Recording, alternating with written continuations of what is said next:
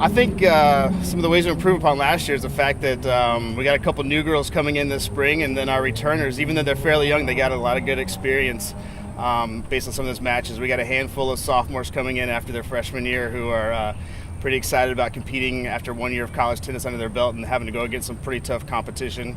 So I'm excited to see the team compete with some of the battles they got ahead of them. We have Maru, our Venezuelan girl, and Georgina from Switzerland. There's two of our sophomores.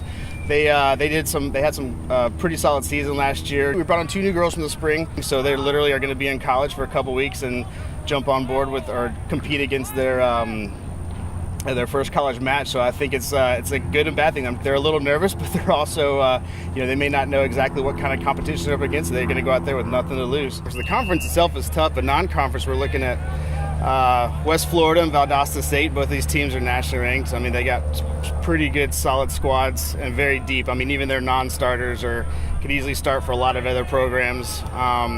We also have Iowa State Division I program coming down, and we're going to have our work cut out with them. So it's going to be fun to watch our girls compete against a lot of these programs, and just go out there and give it all they got, and hopefully we'll walk away with a couple W's. Yeah, I think we're pretty excited about the fact that we compete for a conference and a national championship.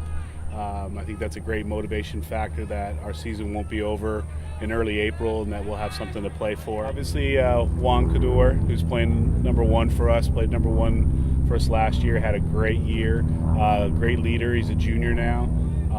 We also have Rodolfo Arugue back, a senior who is just one of those guys that's a tough out. So they'll provide some great leadership for us. We have four new guys. We brought two guys in the fall, Lucas Lazur and Zin Manwani.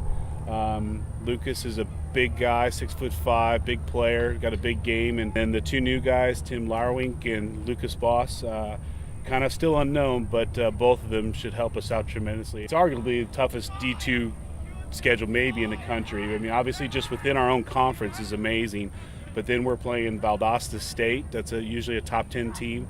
Azusa Pacific is coming out from California. Right now they're preseason ranked number 5.